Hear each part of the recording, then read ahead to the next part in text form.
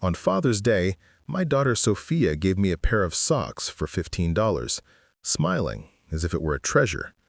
The same day, I saw a $10,000 Rolex watch on her father-in-law's hand, bought with my money, which she called a vital expense. After that, she called me 17 times, begging, "Daddy, don't do this." But it was too late. I was already on a path that had no room for regret. Before we continue, please subscribe to this channel and let us know where you were listening in the comments. The sun poured through the living room windows, painting golden streaks across the worn-out couch where I sat, waiting for Sophia. My daughter had promised a Father's Day surprise, and despite the years of quiet disappointments, a flicker of hope stirred in me. The old clock on the mantel ticked relentlessly, each second a reminder of the time I'd poured into her. 20 years since her mother's death, every sacrifice etched into my bones. The room smelled faintly of lemon polish, a habit I'd kept from my late wife, Mary, though the family photos on the shelf were the real anchor here. Sophia as a gap-toothed kid, me beaming beside her at her graduation, us together. Always us. The doorbell chimed and my heart lifted. I opened the door to find Sophia, her auburn hair swept into a sleek bun, her designer coat too crisp for our modest Chicago suburb. She held a small gift bag, the tissue paper crumpled like an afterthought. Her husband Ethan loomed behind her, his smirk as polished as his loafers. "Happy Father's Day, Daddy," Sophia said, her voice sweet but edged with something sharp, like a blade wrapped in silk. She thrust the bag into my hands, her smile tight, as if she were posing for a photo she didn't want to take. I forced a grin, my fingers brushing the rough tissue. "Thanks, sweetheart." The bag felt light, insubstantial. I sat back on the couch, aware of their eyes on me. Sophia's expectant, Ethan's faintly amused. The clock ticked louder. Or maybe it was just my pulse. I pulled out a pair of navy socks, the kind you'd find in a discount bin for $15. The fabric felt scratchy against my thumb, a stark contrast to the softness of the expensive coat she wore. The price tag was still attached, dangling like a taunt. My chest tightened, but I kept my face neutral. "Socks," I said, holding them up. "Practical. Always dreamed of these." Sophia's laugh was high, brittle. "Exactly. Something useful, right? Not like you need anything fancy." Her manicured nails gleamed as she adjusted her scarf. The gesture was casual but deliberate, a reminder of the gulf between us. Ethan chuckled, leaning against the doorframe. "Yeah, Arthur, you're a simple guy. No need for extravagance." His tone dripped with condescension, and I felt the room shrink, the air growing thick with their shared smugness. I nodded, folding the socks with care I didn't feel. My voice was steady, but my hands trembled slightly, betraying the storm inside. I glanced at the photo of my late wife, Mary, her soft eyes watching from the frame. Had I failed her, raising a daughter who treated me like an obligation? The thought stung, but I pushed it down. "You stand for coffee?" I asked, already knowing the answer. "Oh, we've got plans. Dinner with Richard, Ethan's dad. You know how he is, always hosting."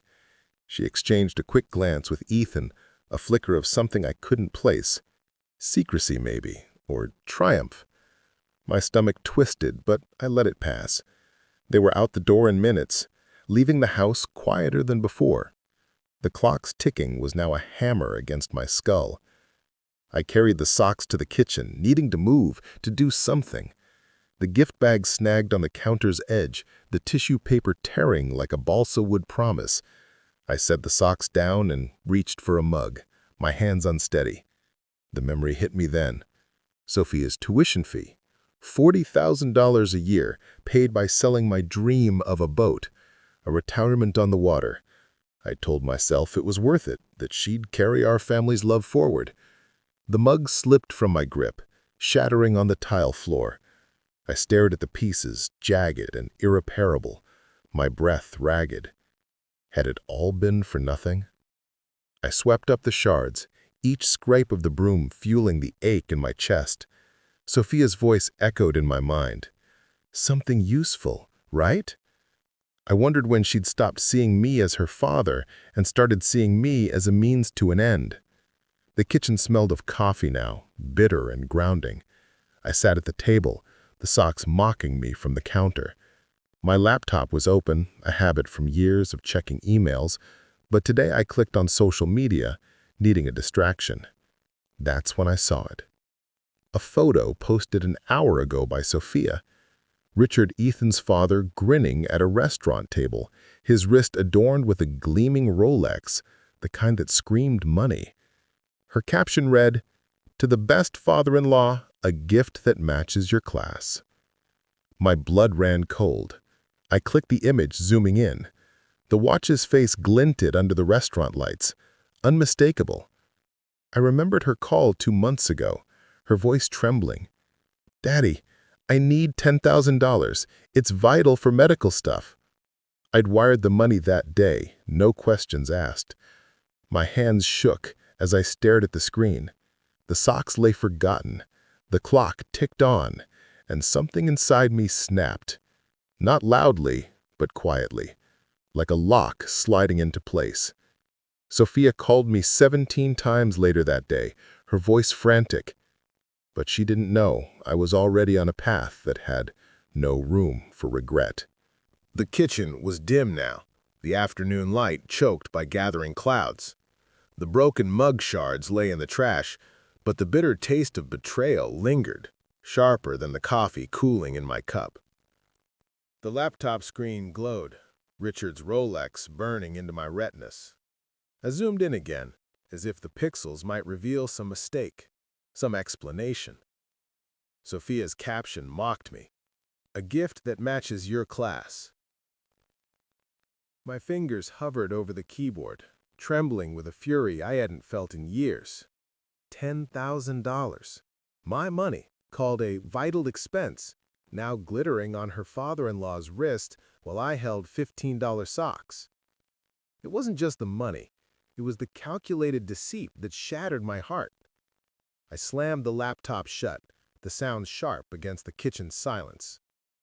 The clock in the living room ticked on, relentless. Each second a reminder of the years I'd given her, every late shift, every dream deferred. I stood, my chair scraping the tile, and grabbed my jacket. I needed air, space to think, anything to dull the rage clawing at my chest.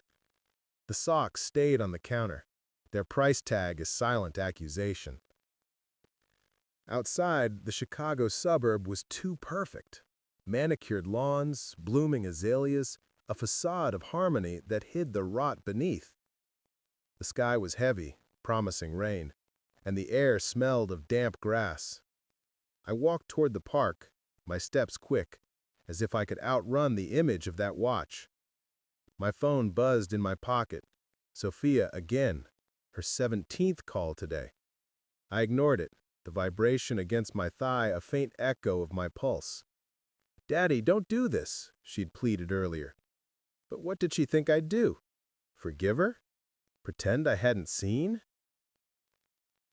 The park was quiet, the swings swaying slightly in the breeze. I stopped by the old wooden bench where I used to push Sophia on the swings, her laughter filling the air. A memory surfaced unbidden. Her at 6, pigtails bouncing, promising she'd always be your little girl. I'd believed her then, believed in the bond we'd built after Mary's death. Now that promise felt like a lie, as hollow as the gift bag she'd handed me. I sat, the bench creaking under me, and stared at the empty swing. The Rolex flashed in my mind, a taunt I couldn't shake. "Arthur, that you?" A voice broke my thoughts. It was Carl, my neighbor, jogging by with his spaniel.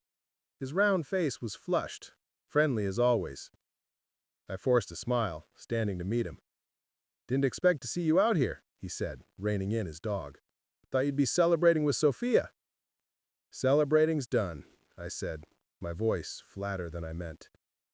Carl tilted his head, curious, but I waved it off. Just needed a walk. He nodded, scratching his dog's ears. Saw your girl downtown last month. You know, at that fancy jewelry store on Oak Street? Looked like she was picking out something big. He chuckled, oblivious to the bomb he just dropped. Guess she's got expensive taste, huh? My throat tightened. Yeah, I managed. She does. The park spun slightly, the swing's chains blurring. Oak Street, the jewelry store, the Rolex. Carl kept talking, something about the weather, but I barely heard him. My mind raced, piecing it together. Sophia, not at a doctor's office, but in a glittering store, spending my money on a watch for Richard. The betrayal sank deeper, a blade twisting in my gut. "Gotta get home before the rain," Carl said, jogging off with a wave. I stood frozen, the first raindrops speckling my jacket. The park felt smaller, the swing a relic of a life that no longer existed. I walked back, my steps heavier now, the anger hardening into something colder, more focused. Sophia had lied, and Ethan had laughed, and I'd been the fool who trusted them. Back in the kitchen, the socks were still there, a pathetic contrast to the Rolex's gleam. I opened my laptop again, the photo still on the screen. My hands were steady now, the trembling gone. I typed Oak Street Jewelry Store into the search bar, my jaw tight.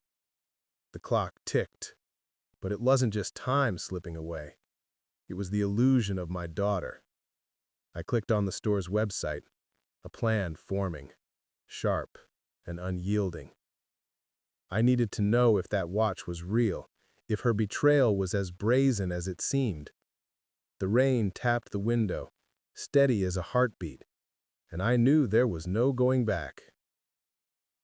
The rain drummed on my windshield as I pulled into the lot near Oak Street, the wiper's rhythmic swish the only sound in the car. My hands gripped the steering wheel, knuckles pale, a folded printout of Richard's Rolex photo tucked in my jacket pocket. Yesterday's shock had hardened overnight into a cold, relentless need to know. The Chicago skyline loomed through the drizzle, its steel and glass indifferent to the storm brewing inside me. I stepped out, the air sharp with the scent of wet pavement and expensive perfume wafting from the boutiques. The jewelry store's sign glowed ahead, a beacon of truth or damnation. Inside, the store was a world apart from my modest home. Polished marble floors, chandeliers casting prisms on glass cases, the air heavy with wealth. A young clerk in a tailored suit approached me, her smile practiced. "Welcome, sir. Looking for something special?" Her voice was smooth, but I caught the quick glance at my rumpled jacket, my scuffed shoes. I didn't belong here, and she knew it. Neither did Sophia, but she'd walked these floors, spending my money. "I need information," I said, pulling out the printout. My voice was steady, though my heart pounded. "This watch, was it purchased here?" I unfolded the paper, the Rolex's image stark against the white background. The clerk's eyes flickered with recognition, and my stomach churned. She hesitated, glancing toward a man at the back, older, balding, clearly the manager. "Let me check with our jeweler," she said, taking the printout and disappearing behind a velvet curtain. I stood, the store's silence pressing against me, broken only by the faint tick of a display clock. That sound again. Time always slipping, always mocking. I thought of Sophia's call last night, her voice shrill through the voicemail. "Daddy, please just talk to me." I hadn't answered. Not yet. The manager emerged, holding the printout. "I'm Mr. Kessler," he said, his tone professional but cautious. "This is a Rolex Daytona.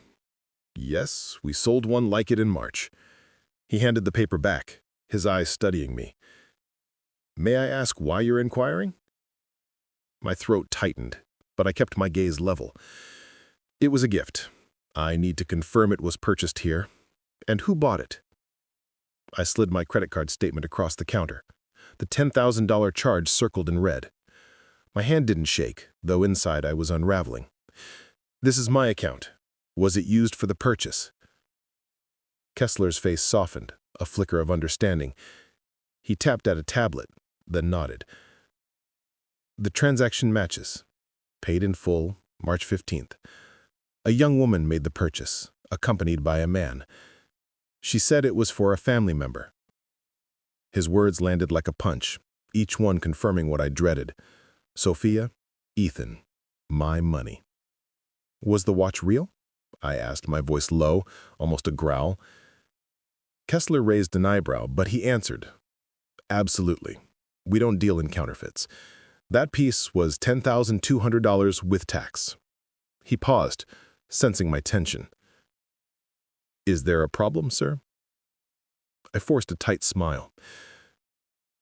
No problem. Just needed to know. I took the printout and statement, folding them carefully as if they were evidence in a trial.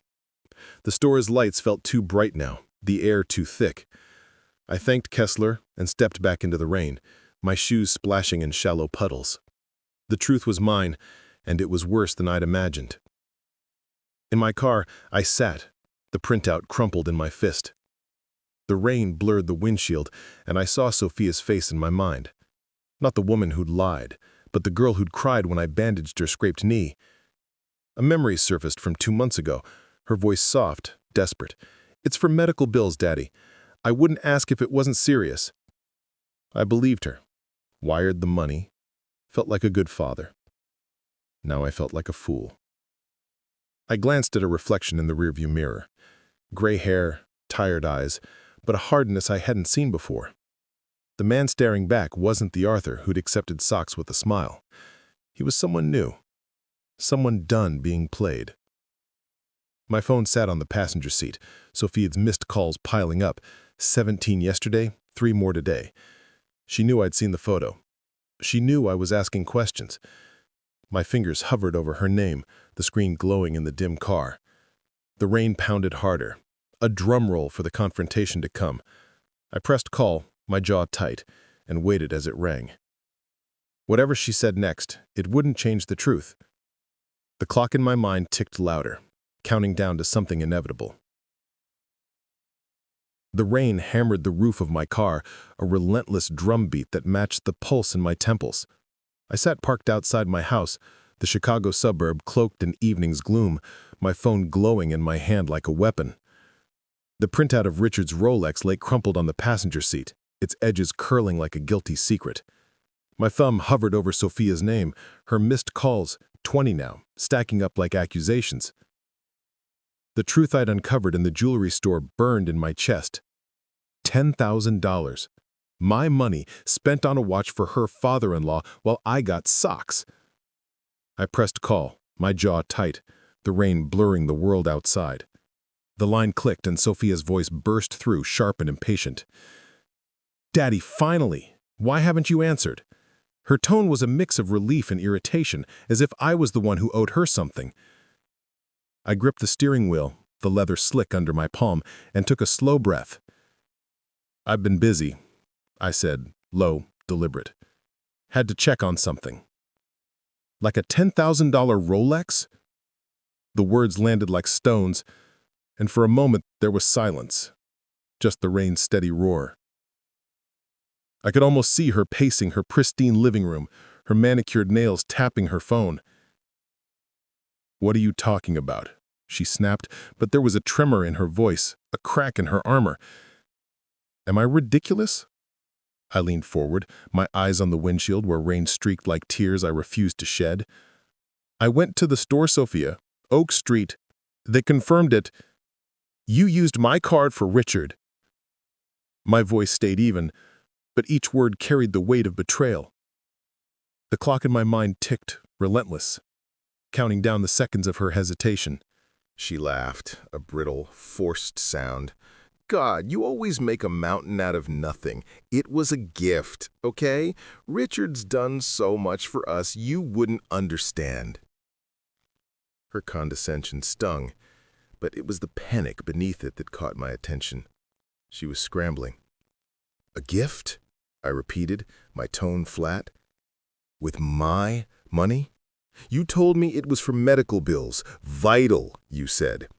My free hand clenched into a fist, nails biting my palm. What else have you lied about?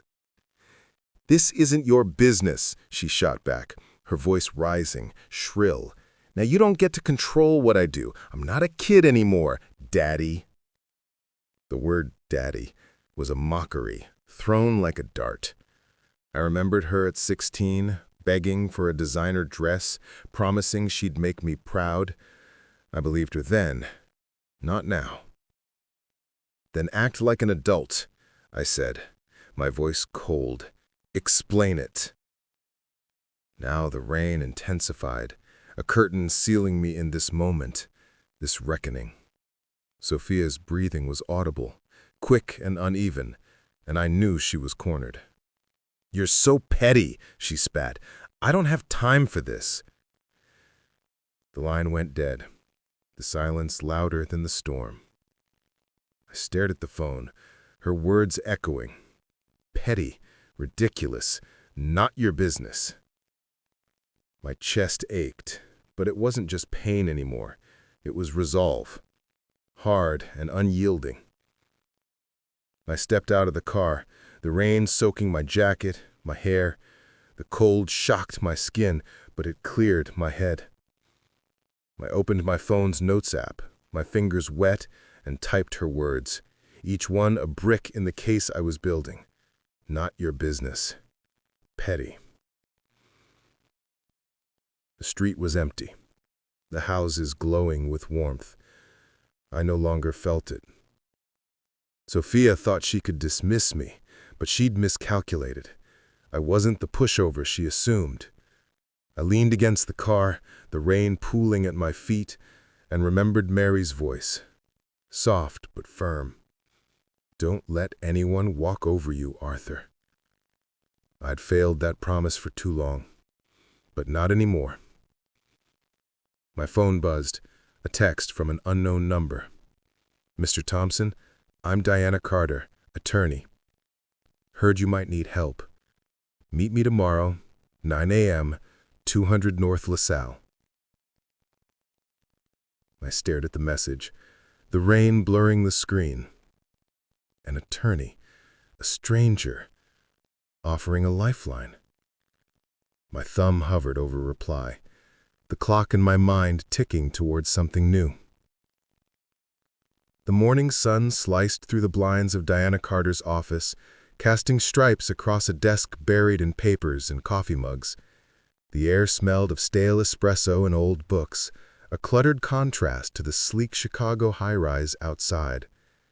I sat across from Diana, my bank statements spread before me like a map of my mistakes. The weight of last night's call with Sophia, her venom, "You're so petty," still stinging. But here in this chaotic office, I felt a flicker of something new. Possibility.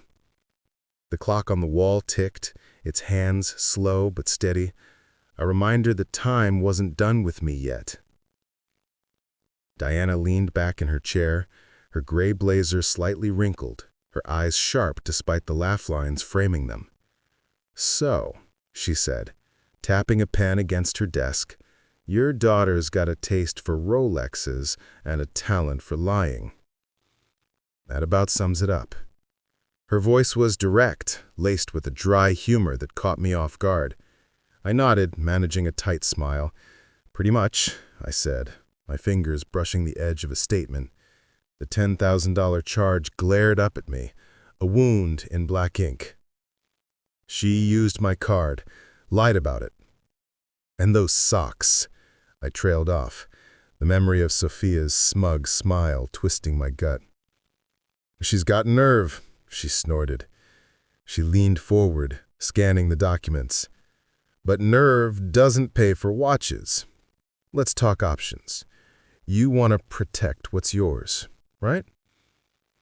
Her question was blunt, but her tone held a warmth that made me trust her, or at least want to. I shifted in my seat, the chair creaking. I do, but I don't know where to start. She's my daughter. The words felt heavy, a confession of my weakness.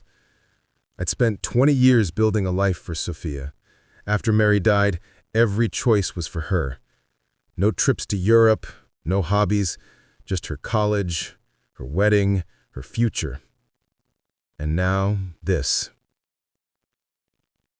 Diana's expression softened, but her voice stayed firm. You're not the first parent she's burned, Arthur. Won't be the last unless you act. She slid a contract towards me. I can help. Start with freezing her access to your accounts. Then we dig. See what else she's been up to.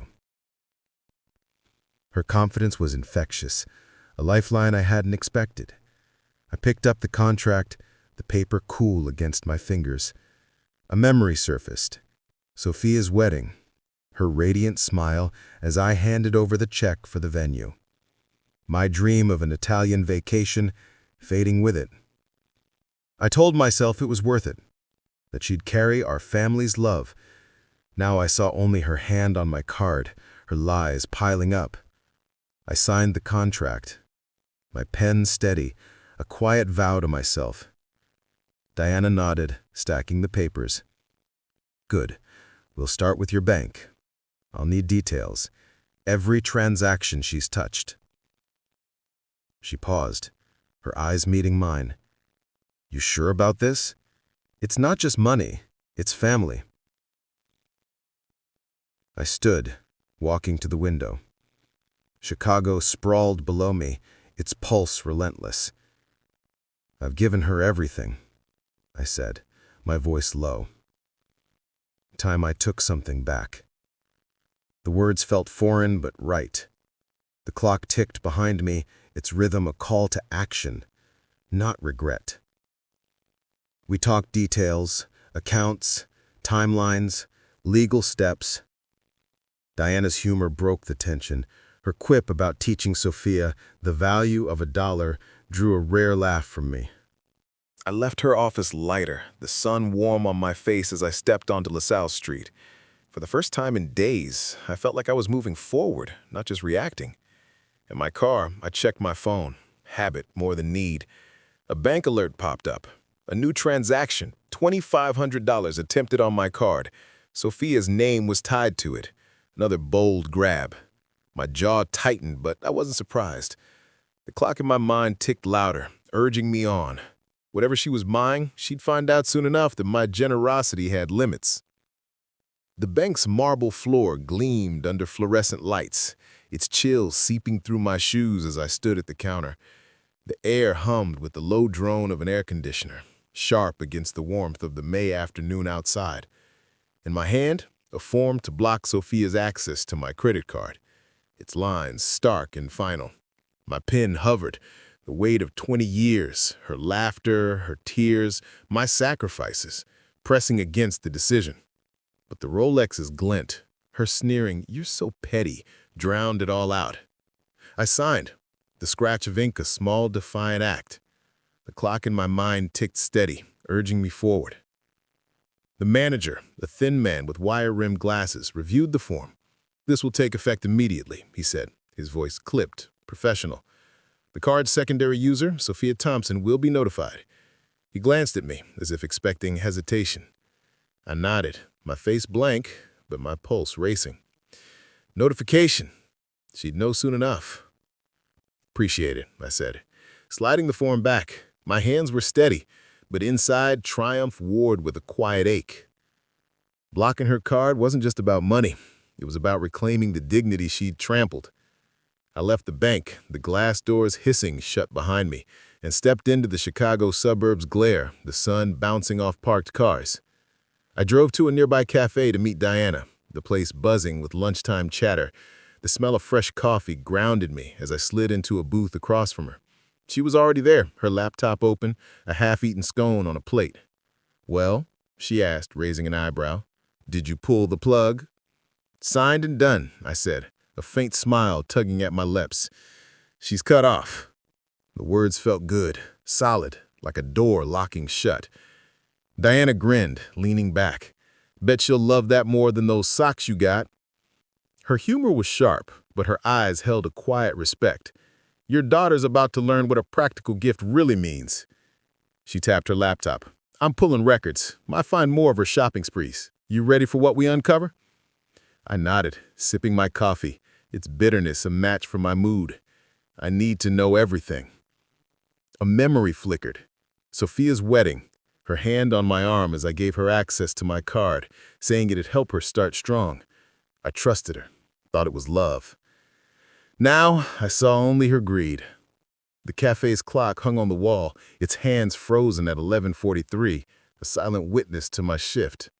Time wasn't slipping away anymore. I was stopping it, taking control. Diana outlined next steps, tracking Sophia's spending, building a case. Her confidence steadied me. Our alliance was a bridge from the man I'd been to the one I was becoming. You're doing this for you, Arthur, not just to punish her. Remember that. I met her gaze, seeing not just an attorney, but a friend, someone who saw my worth when I'd forgotten it. My phone buzzed, shattering the moment. Sophia's name flashed on the screen, her call urgent, angry. I let it ring, the sound swallowed by the cafe's hum. When it stopped, a voicemail popped up, her voice spilling out as I pressed play. Daddy, what the hell did you do? My card's declined. Fix this now. Her fury was raw, unfiltered, a crack in her polished facade. I set the phone down, my coffee cup warm in my hands. Diana raised an eyebrow, but I just smiled, thin and resolute. The clock in my mind ticked on, counting down to her next move, and mine. The living room was dim, the last of the May twilight seeping through the curtains, casting long shadows across the faded rug. I sat on the couch, the same one where I'd unwrapped Sophia's socks days ago, the memory now a bitter stain. My phone lay on the coffee table, its screen flashing with her name. 17 calls in the past hour, each one a jab at my resolve. The old clock on the mantel stopped years ago, staring silently, its frozen hands a mirror to my decision to halt her manipulations. Family photos lined the shelf. Sophia at 5, her pigtails bouncing. At 16, her graduation cap tilted. Those moments felt like another life, one where I wasn't the enemy. The phone buzzed again, insistent, her name pulsing like a warning. I let it ring, my fingers tracing the edge of a photogram. Mary and Sophia laughing in a park. The vibration stopped, then started anew. A voicemail this time. I pressed play, bracing myself. Sophia's voice erupted, shrill and jagged. Daddy, what the hell? My card's declined. Fix this or I swear we're done. Her words were a blade slicing through the quiet. Done. As if I was the one who'd lied, who'd spent $10,000 on a Rolex for Richard while handing me $15 socks. I stood, needing to move, and walked to the kitchen. The air smelled faintly of lemon polish, a habit I'd kept for Mary. My hand shook as I filled the kettle, but my mind was steady, hardened by her betrayal. Another call came, and this time I answered, my voice cold. Sophia, stop calling. Stop calling, she snapped, her tone a mix of disbelief and fury. You cut me off, Daddy. How am I supposed to live? You're being selfish. Her accusation landed like a slap, but I didn't flinch. Selfish? After years of giving? Her college, her wedding, her lies? Selfish? It's not what you think, she said finally, her voice softer, manipulative. Richard's important to us. You wouldn't get it. Just fix the card. Please. The please was calculated. A child's plea from a woman who'd outgrown it. No, I said, the word final. You made your choices. Live with them. I ended the call, my heart pounding, but my resolve intact. The phone buzzed again. Another voicemail. You'll regret this, she hissed. Ethan won't let this slide. Ethan, her spineless husband, always in her shadow, now a threat. What were they planning? I set the phone down, its screen dark now, and touched the stopped clock, its brass cool under my fingers. A memory surfaced. Sophia at 10, running to me after a fight with friends, her tears soaking my shirt. I'd been her safe place then. Now I was her obstacle. The kettle whistled, shrill as her voice, and I poured tea, the steam clouding my view of her photo. She wasn't that girl anymore, and I wasn't the father who'd forgive endlessly. My phone lit up again. Not Sophia this time, but a text from Diana. Police station tomorrow, 8 a.m. Sophia and Ethan filed a complaint. I've got your back. My stomach dropped. A complaint. The room felt smaller, the shadows deeper. The clock's silence mocked me, but I straightened, my tea untouched. Whatever Sophia was throwing at me, I'd face it. The fight was just beginning. The police station smelled of burnt coffee and ink, its fluorescent lights buzzing like a trapped insect. I sat in a cramped office, the chair hard against my back, a manila folder open on the desk before me. Officer Daniels, a burly man with a skeptical frown, flipped through Sophia's complaint, his eyes flicking to me as if I were the criminal. Diana sat beside me, her blazer sharp, her presence a shield. Outside, Chicago's morning was gray, clouds pressing low, mirroring the weight in my chest. Sophia and Ethan had struck back, accusing me of financial abuse for cutting off their access to my money. The audacity burned, but Diana's steady gaze kept me grounded. Daniels cleared his throat, his voice gruff. "Mr. Thompson, your daughter and son-in-law claim you've restricted their access to family funds, causing them hardship. Care to explain?" His tone suggested I was already guilty, and my hands tightened around the pen I held, its plastic edges biting my palm. "Family funds," I said, my voice even but edged. "It's my money. They spent $10,000 of it on a watch for someone else. I blocked their access to stop the theft." The word theft hung in the air. Heavy. True. Daniels raised an eyebrow, scribbling a note. Diana leaned forward, her voice crisp, commanding. "Officer, my client has every right to protect his assets. His daughter, Sophia, misrepresented expenses, using his card for unauthorized purchases. We have bank statements, receipts, and a jeweler's confirmation." She slid a folder across the desk, her movements precise. "This isn't abuse, it's self-defense." Daniels scanned the documents, his frown deepening. "This says the purchase was for a Rolex. You're saying she lied about the purpose?" His skepticism shifted, now aimed at Sophia's story, and I felt a spark of hope. "Exactly," I said, meeting his gaze. "I told her it was for medical bills. It wasn't." A memory flashed. Ethan at my house years ago, promising to take care of Sophia, his smile too slick. Now he'd co-signed this complaint. His name scrawled beside hers, a coward hiding behind her venom. Diana's hand brushed my arm, a subtle signal to stay calm. "Officer," she continued, "this complaint is retaliatory. Mr. Thompson acted within his rights. If anything, we're considering charges for fraud." Her tone was steel, and Daniels leaned back, reassessing. "We'll review this," he said, closing the folder, "but I'll need statements from both parties." He stood, signaling the end, and I felt the room expand, the pressure easing slightly. Diana gathered her papers, her confidence unshaken.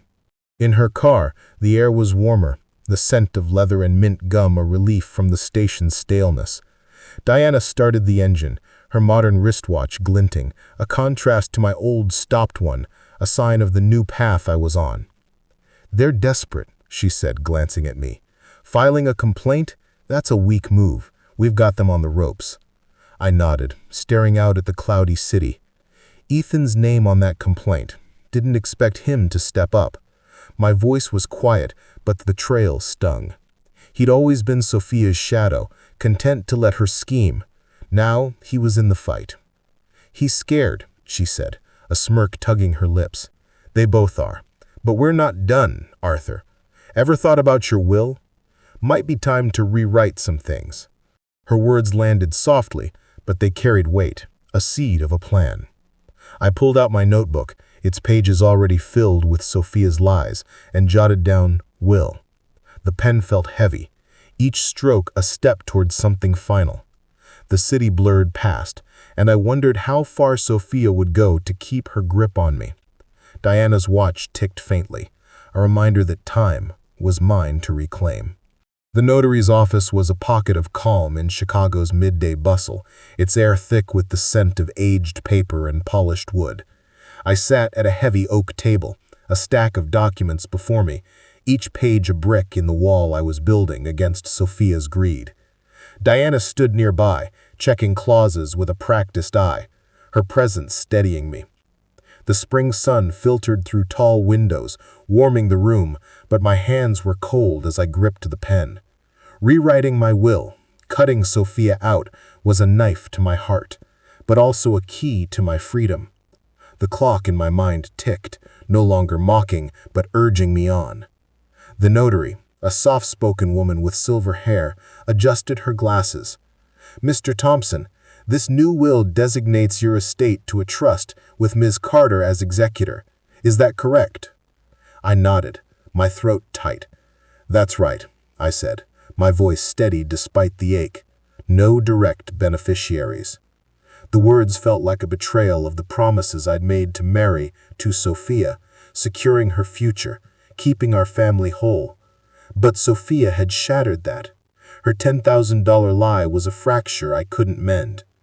Diana caught my eye, her smile small but encouraging. "You're doing the right thing, Arthur. This cuts off their dreams of your money. Clean break." Her tone was light, but her words grounded me.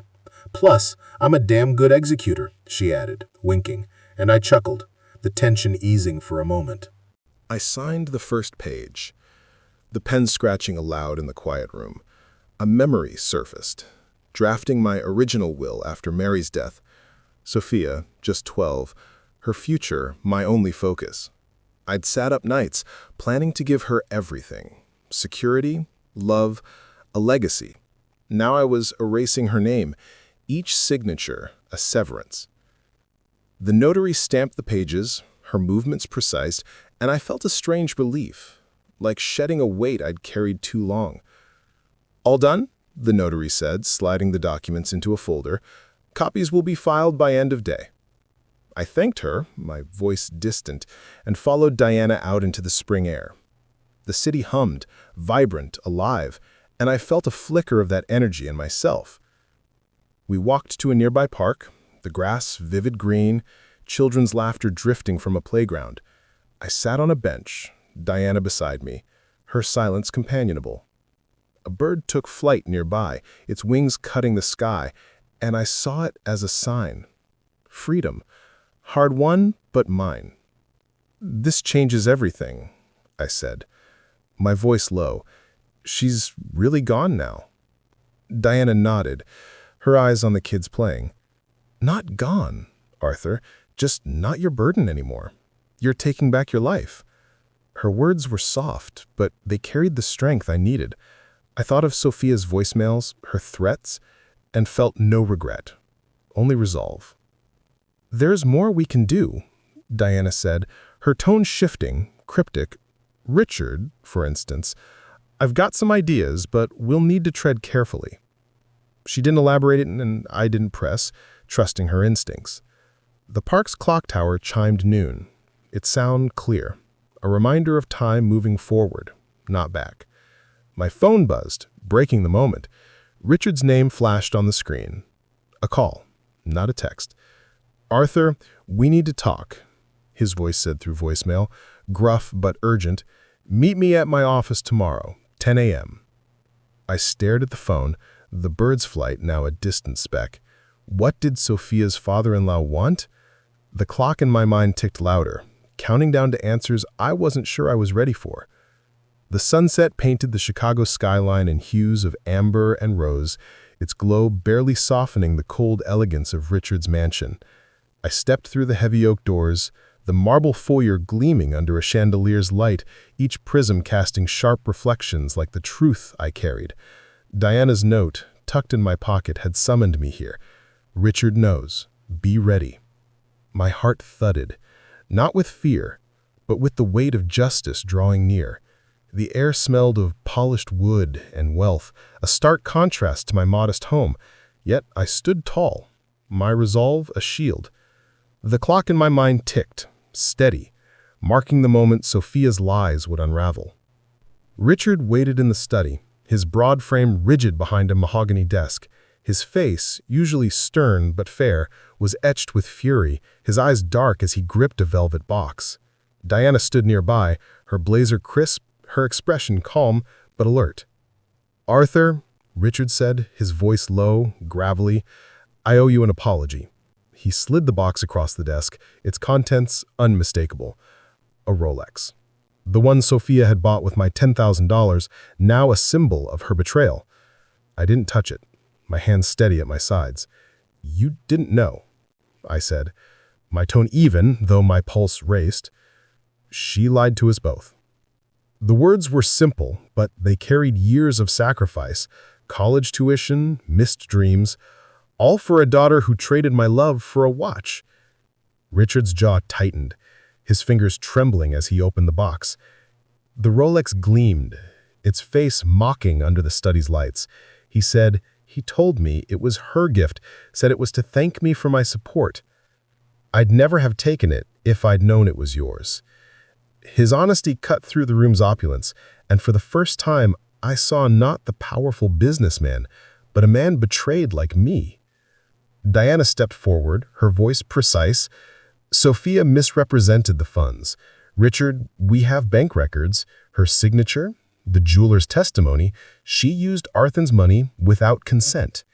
She glanced at me, a silent nudge to stay strong. Richard slammed the box shut, the sound sharp. "She's been cozying up to my business, too," he said, his eyes narrowing, pushing for a roll, dropping hints about investments. I thought it was ambition. Now I see it's greed. His admission hung heavy, a clue to Sophia's deeper schemes, but he didn't elaborate, and I didn't press. Not yet. I met his gaze, my voice firm. "I don't want your pity, Richard. I want what's right."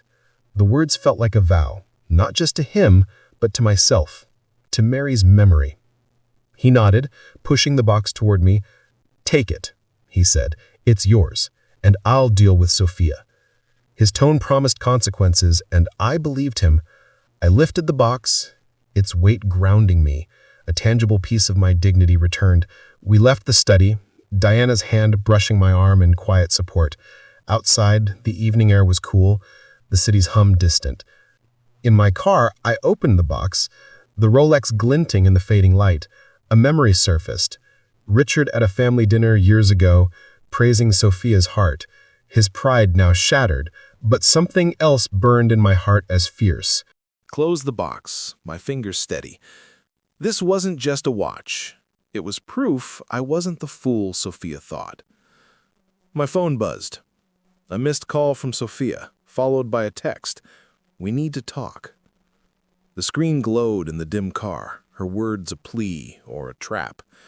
I set the phone down, the Rolex box heavy in my lap, and started the engine. The clock in my mind ticked on, counting down to her next move. The morning sun warmed the porch of my Chicago suburban home, its rays catching the dew on the azaleas, their petals trembling in the breeze. I stood at the door, my hand on the knob, the creak of the floorboards underfoot, a familiar comfort. Sophia's text from last night, "We need to talk," had lingered, but I hadn't expected her to show up. Not like this. She stood on the porch with Ethan, her auburn hair loose, her eyes red-rimmed, her usual poise fraying like a worn thread.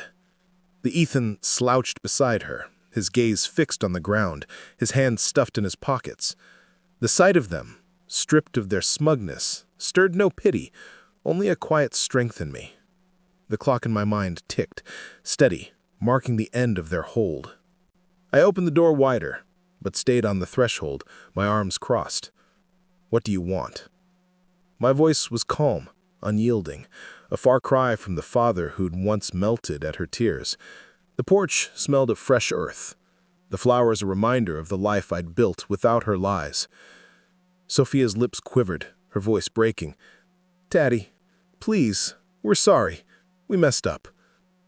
She clutched her purse, her nails digging into the leather, a nervous kick I hadn't seen since her teenage years. "The watch, the money, it was a mistake. Let us make it right." Her eyes searched mine, desperate, but I saw the calculation beneath the hope I'd cave. Ethan cleared his throat, his voice weak. "Yeah, Arthur, we didn't mean to hurt you. Things got out of hand." He glanced at Sophia as if waiting for her to lead, his cowardice as clear as ever. I remembered him at their wedding, promising to stand by her, his words now hollow. I stepped onto the porch, the wood creaking under my weight, and leaned against the railing. "A mistake," I said, my tone sharp but controlled. "You spent $10,000 of my money on a watch for Richard, lied about medical bills, filed a police complaint. That's not a mistake, that's a choice." My words were measured, each one a stone in the wall I'd built against them. Sophia's tears spilled over, but they didn't move me. "We've lost everything," she whispered, her voice cracking. "Richard's furious. He cut us off. Please, Daddy, we need you." The admission hinted at deeper losses, perhaps her plans with Richard's business, but she didn't elaborate, and I didn't care to ask. I straightened, my gaze steady. "You made your choices. Live with them." The words echoed my earlier resolve, now a mantra. A memory flashed. Sophia at 7, pressing a crayon-drawn card into my hands, her smile pure. That girl was gone, replaced by this stranger begging for absolution I couldn't give. Ethan shifted, mumbling, "We'll do anything, Arthur. Just name it." His desperation was pathetic, but it only hardened me. I shook my head, stepping back toward the door. "There's nothing left to say," I said, my voice final. The door's hinges groaned as I pushed it open, a symbol of the barrier between us. Sophia's sobs followed me, but I didn't turn back. Inside, the living room was quiet, the stopped clock on the mantel a silent witness to my choice. I closed the door, the latch clicking shut, and leaned against it, my breath steady. My phone buzzed on the coffee table, Diana's name lighting the screen. I answered, her voice bright. "Arthur, got time for a walk? Park at noon. We need to talk about the final step." Her words carried promise, a hint of something bigger. I glanced at the closed door, the porch now empty, and felt the clock in my mind tick toward a future I was ready to claim. The park was alive with late May's vibrancy, the Chicago air sweet with blooming lilacs and fresh-cut grass. I walked beside Diana, the gravel path crunching under our steps, the sun warm on my face. In my pocket, a check from the jeweler who'd bought the Rolex. $9,800 after fees, a sum I'd already decided to give away. The weight of Sophia's betrayal, once a stone in my chest, had lifted, replaced by a quiet freedom. Children laughed at the swings, their voices a melody of possibility, and I felt it too. A new beginning, hard-won, but mine. The clock in my mind ticked softly now, not counting down, but forward. Diana nudged my shoulder, her eyes glinting with mischief. "You could have bought a yacht with that money, Arthur. Or at least a fancy watch for yourself." Her tone was light, teasing, but her smile held pride. She'd been with me through every step, bank forms, police stations, the will, and now here. Her friendship was a gift I hadn't expected. I chuckled, the sound easy. I chose peace instead. I patted the check in my pocket. "Kids' shelter, downtown. They'll do more with it than I ever could." The decision had come naturally, a way to turn Sophia's betrayal into something good. Earlier, seeing the hope in the shelter director's eyes had healed the part of me that I didn't know was broken. It felt right. Diana nodded, her expression softening. "Damn good choice," she said, kicking a pebble. "Though I'm holding out for a coffee date next time you're feeling generous." Her wink drew a laugh from me, and I felt a warmth that wasn't just the sun, a spark, maybe, of something more, though neither of us named it. We reached the lake, its surface shimmering under the noon light. I pulled out a flat stone, skimming it across the water, the ripples spreading in perfect circles. A memory surfaced, walking here with Mary, her hand in mine, promising we'd face the world together. I'd lost her, then Sophia, but now I was finding myself. The ripples faded, but their impact lingered, like the choices I'd made. Diane stopped by a bench, her gaze on the lake. "You've come a long way, you know," she said, her voice quieter now. "From sucks to this. Not bad for a guy who thought he'd lost everything." Her words landed gently, a reminder of the man I'd been and the one I was becoming. I sat beside her, the bench warm from the sun. "Couldn't have done it without you," I said, meeting her eyes. The truth was simple, but profound. She gave me a shot at fighting back. A breeze stirred the trees, carrying the scent of spring, and I felt Mary's presence, her approval. Diana grinned, brushing a strand of hair from her face. "Stick with me, Arthur. I've got a new project. Community fund. Maybe could use a guy with your heart." Her offer was vague, a door left ajar, and I liked the mystery of it, the promise of a future unwritten. I tossed another stone. Watching the ripples spread, the park hummed with life, and I was part of it, no longer bound by Sophia's lies or my own doubts. Diana stood, offering her hand, and I took it, her touch warm, steady. We walked on, her laughter mingling with the breeze, and I knew whatever came next, I was ready. The clock in my mind ticked softly, a rhythm of hope guiding me into a life I'd earned.